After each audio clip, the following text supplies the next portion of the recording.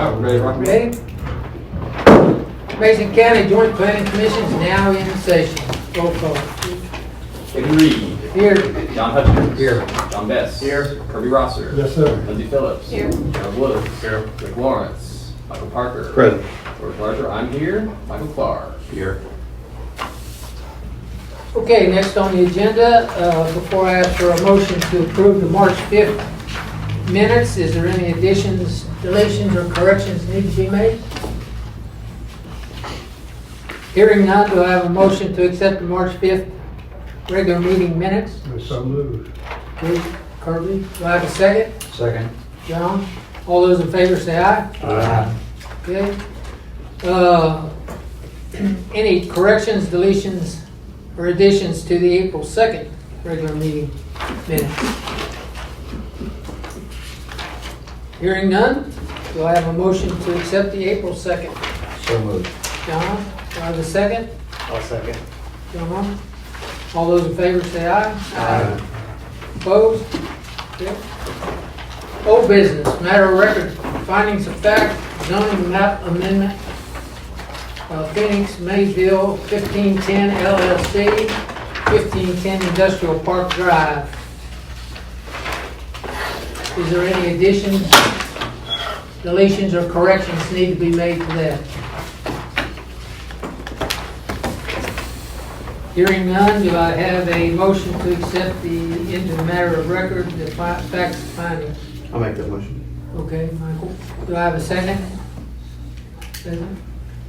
All those in favor say aye. Aye. Opposed? Can I get you to sign those real fast?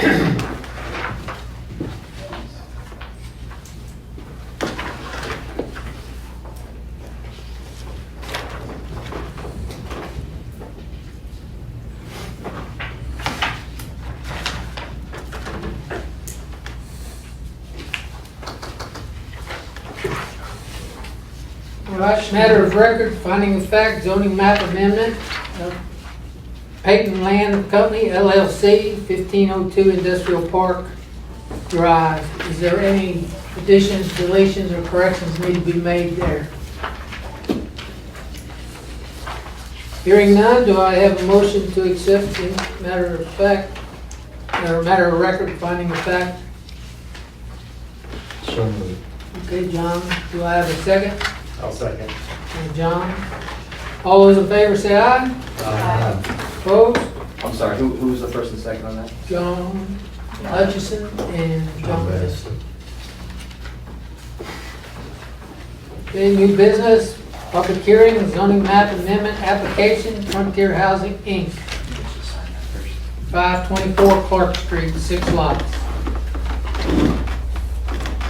In the window. Yeah, I just wanted to sign.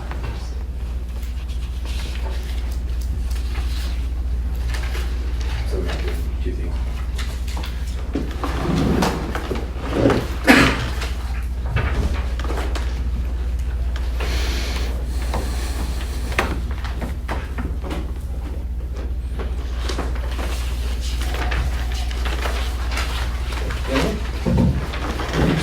All right, so we need a motion. Need a motion to go out of regular meeting into a I'll public make that hearing. motion. Okay, Chairman. Mike? Leslie seconds. All those in favor say aye. Aye. Opposed? Okay, we're in public meeting. All right, everybody, welcome to the public hearing we have tonight. In regards to a zoning map amendment application from Frontier Housing for the property located at 524 Clark Street. And that includes 6 lots. It's 1 large lot and 5 smaller lots that are going to be consolidated sometime here in the near future. At this time, I would like to offer into the record evidence that this public hearing was noticed to the public. Here is a signed notarized affidavit that first-class mail was sent to all adjoining property owners. Here is an image of the sign I erected on the property. And here is a copy of the digital tear sheet used to generate the ad in the Ledger Independent. It's really teeny tiny, but there it is. All members of the public will be given the opportunity to speak on this matter. We require that you state your name and address for the record. Are there any members of the public who wish to speak on this matter aside from the applicants? It should be sworn. Hmm? And it should be sworn. And then anyone speaking be sworn. Yes, yes. There's no members of the public? Okay, at this time, anybody who is, anybody who thinks is going to Both sworn in to be safe. Yeah. You two will raise your right hands and identify. stand and raise your hand. Do you swear or otherwise affirm to tell the truth? Please say I do. I do. Excellent. I know that Rob, I asked that because I know that Rob's going to do most of the talking. So. George is very familiar with me. And for the record, their name is Peter Jones and Stephanie Cooley. Peter Jones with the Housing Authority and Stephanie Cooley with Frontier. Are you ready to turn it over to me, George? Yeah. Okay. I invite you. Ladies and gentlemen, thank you for your time. Robin Rice, on behalf of the applicant here. The project is for the Housing Authority, but the applicant is the Frontier Housing, and the reason has to do with grants. This is a grant-funded project they're seeking. One thing that didn't become perfectly clear to me until after the application was already submitted, so I want to set this record straight from the very beginning.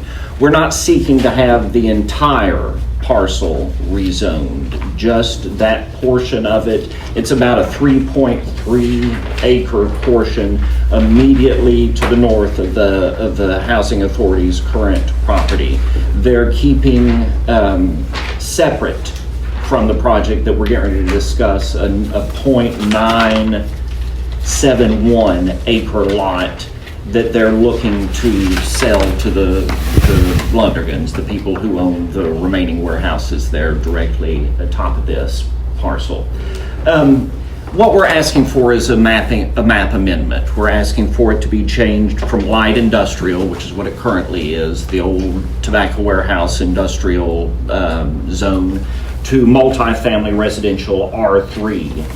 In order for that change, we have to show a couple of things. The first one is that the request and the amendment from the light industrial to the multifamily R3 is in agreement with the comprehensive plan. I think we can show that, and our application sets forth my arguments as to why we can show that. There are three prime goals that the comprehensive plan sets forth that this project perfectly meets. One is implementing and keeping a full range of governmental programs that renovate existing housing and provide new housing for low and moderate income families. That's one of the plan's goals. That's what this project is about, is creating, and I'll get into the details, and Ms. Cooley will be here to answer any of your questions on specifics with the project. But that's what this project is about, is creating additional low income housing. Right now, this parcel is basically, it used to be a former tobacco warehouse a long time ago. It's basically vacant right now. That's the second goal that this project fills from the comprehensive plan, the infilling of vacant parcels of property within the very city of Maysville. That's what I propose to you all that this lot otherwise is. The third is sort of an extension of the first goal that I quoted, and that is providing additional and varied housing opportunities for all members of the economic spectrum of Maysville. One of the goals is we don't want to make sure that we're crowded with high-income housing or low-income housing, that we have a range that we can satisfy across all various levels of the economic spectrum. Maysville has a desperate need for low-income housing. Part of my job in the district court docket involves low-income families who are always on housing waiting lists. And no matter who the landlords are, there are waiting lists for tenants.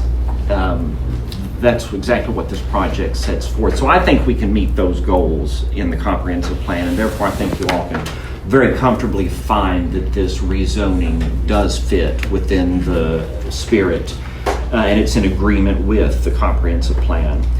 If you don't agree with me on that, which I'm asking you to do, I think we can meet on the second prong, that the as zoned currently, the light industrial is not appropriate for the property, and that residential 3, R3, multifamily residential is appropriate. Look around, there are obviously some warehouses still to the very north of our parcel. Look around every other direction. You've got, it's residential. Now, granted, the applicant itself is the sole multi-family residential facility in the area, but the real nature of this area is residential. And so at one point, the light industrial, and also keep in mind that the light industrial, the whole purpose of that zone classification arose out of the tradition of the tobacco warehouses. That meets the second problem, is that there have been changes of the economic, physical, and social nature within the area. Those tobacco warehouses, unfortunately or unfortunately, whatever your perspective is, are no more. They're a thing of the past. We don't have the large tobacco economy that we once had.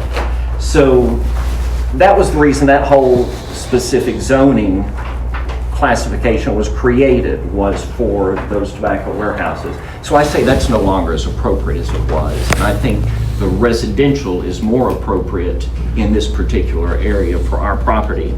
Like I said, Ms. Cooley with Frontier Housing here can answer all your questions as the detail. I'm here for the law, she's here for the facts. She has been involved with this project, with getting the grant funding, with working through the applications, so she's the best at giving the facts. But I want to point out the overall nature of this project is it creates 50 units. So this is a significant investment in low and moderate income residential facilities. It proposes to have 14 one-bedroom units, 22 two-bedroom units, 12 three-bedroom units, and 2 four-bedroom units. The reason I mention that is because it shows the project's dedication to serve a range of families, tenants, not just your one bedroom, but you've got up to 4 bedrooms. That also corresponds with what I was mentioning earlier, is the comprehensive plan, that one goal of making sure that housing is available to all people on the range of the economic spectrum. If you have any concerns about the effect this will have on the property, Ms. Cooley can certainly address those, but I propose that you've got an applicant who is committed to this community. They've got their biggest project they're just adding on to. We know, we have a track record. We've seen what the applicant is going to do.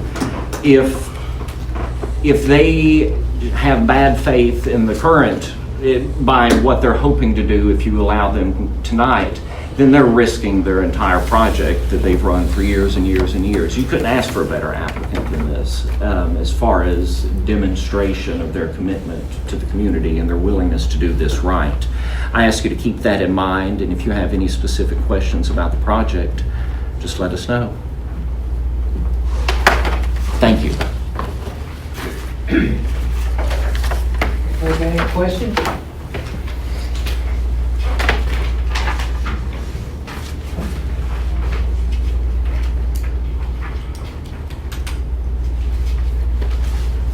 Will this loop into Deerfield Village? Will there be access in? Which one of you wants to answer that? No, it's going to be one way off of Clark Street, come in, circle around, and come back out Clark Street. We're going to have the design has a little buffer on that side to be neighborly. It wouldn't have access anyway, because the road there, which its name escapes me, doesn't access Deerfield. Gotcha. Right. Yeah. Right. I'm not familiar with Frontier Housing. What, they have projects in Maysville or?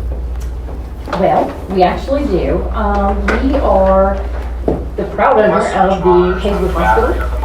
And we are currently abating that property, and we're gonna renovate it and turn it into multifamily housing as well.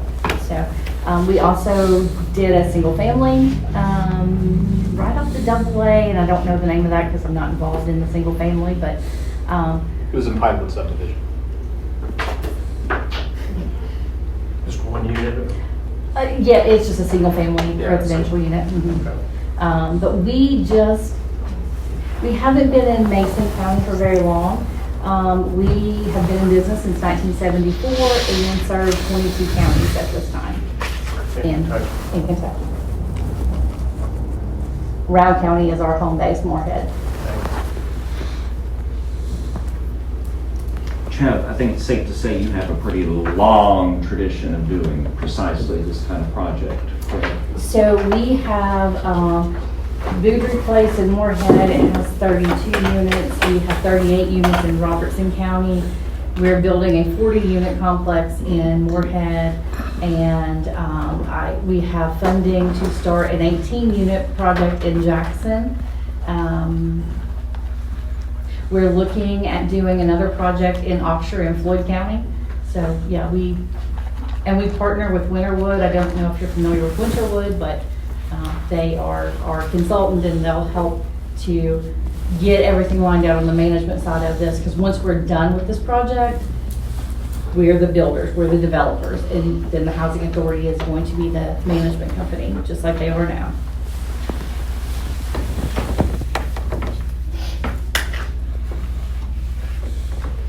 Any other questions? You all could, I could talk about my staff report if you wanted. I don't know if you want to do that before or after you exit the public hearing.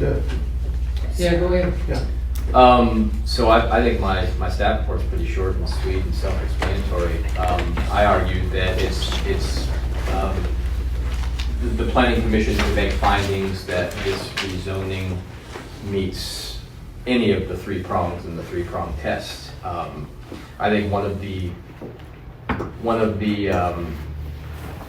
topics, or one of the subject areas in the comprehensive plan supports the most is housing. And I don't think anybody, unless you've had your head in the sand for the last 5 or 10 years, housing is just about the highest demand it's ever been. I did want to say that if you look at the map on page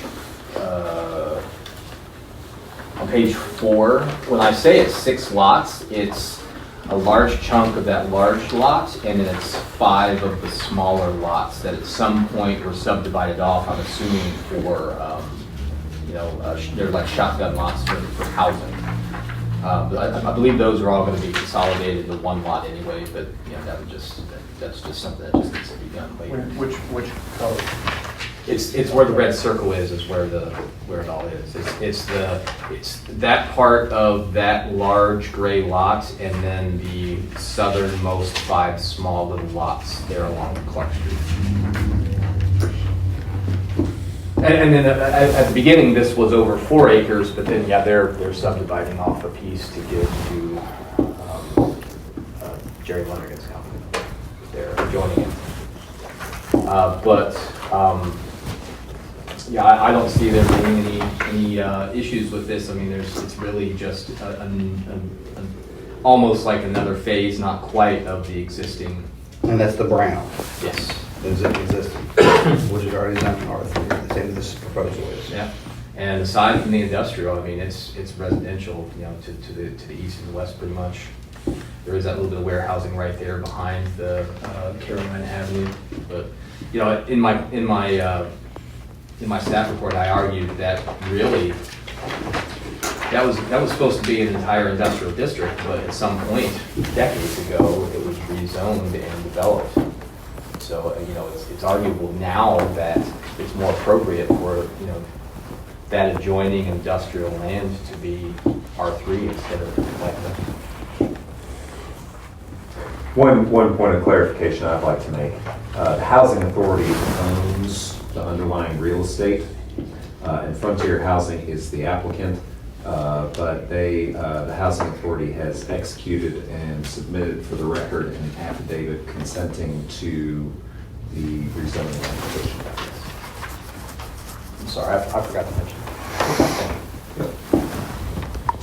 So this is actually one of the few times where I just pretty much recommend that you approve it. Yeah, and I echo what George says. I think you all can very easily make a finding that the applications are consistent with a comprehensive plan and just cite the need for housing, which is throughout the comprehensive plan, which you all have dealt with in various applications over the last couple of years.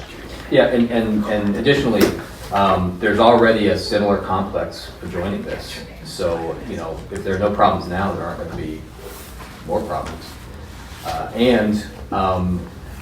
The highest best use of the land, I mean, the last thing this was an impound lot with dozens of wrecked vehicles on it. So I dare say this is a better use of the land.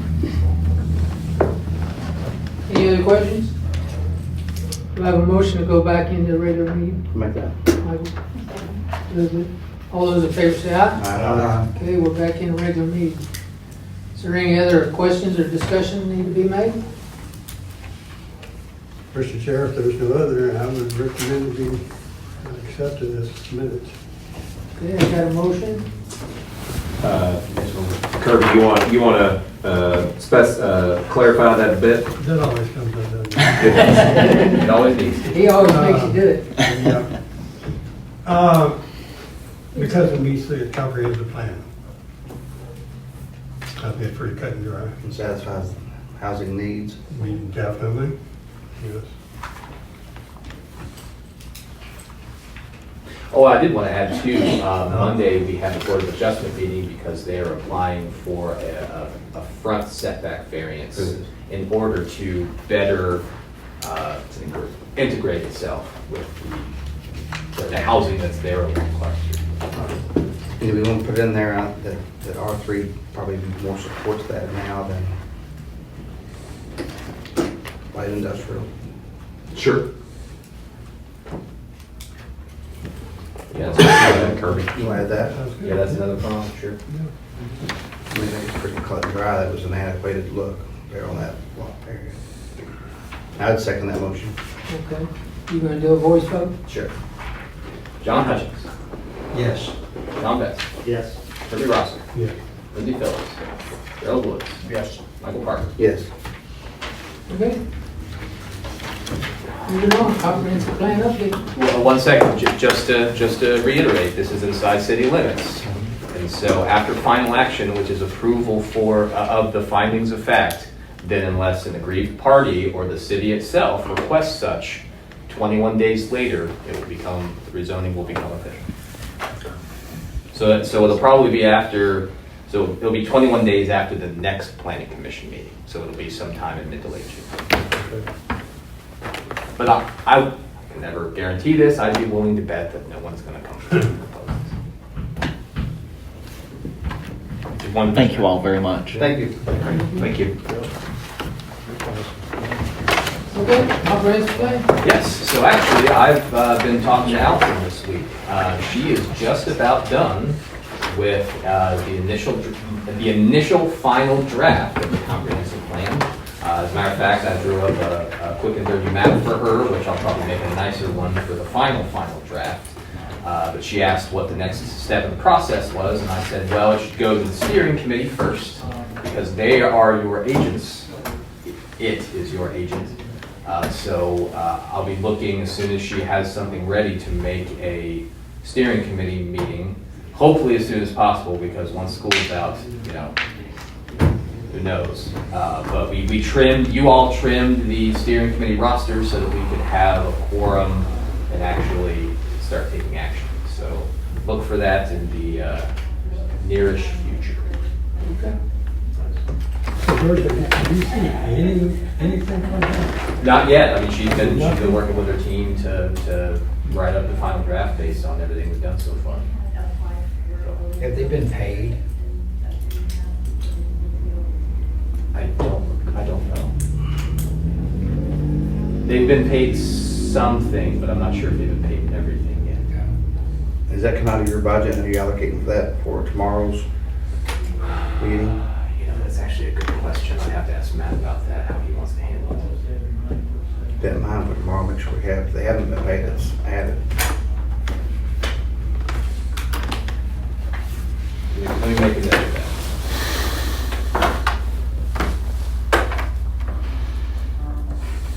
Oh, and they've actually, Taking longer than my master bathroom remodel, which is hard to believe. You know, and the reason for the delay, I just wondered, is she doing any major changes to it that's causing the delay, or she just can't get to it, or is she giving you a reason? I'm assuming she probably has a bunch of plates spinning in the air. That's what I'm assuming. My assumption is she's been paid if she's there. Or she won the money. I don't think they've been paid everything. But I could be wrong because it's been a year since I've Who is they? It is SEDEC, formerly SEDEC. I think I saw in her email signature they're calling themselves something else now. But it's her group that is the one that helped us with doing all this in public engagement. Isn't she affiliated with University of Kentucky? Right. Yes. Yep. And what is the nut? How much, when we quote paid, what, I mean, is it 50 or how many hundred thousand, or how many? I think it was 30,000. I think that was what the Okay. cost was. I honestly don't know. I don't recall. I don't have that information with me. Because we're actually just starting budget time, and it's been a year since I've taken a look at that stuff. Well, the shame it's taking so long. It is. All right, if there's nothing else, do I have a motion to adjourn? Second. Second. I want to go home. All those in favor say aye. Thank you for coming. It's early, it's drier than it was.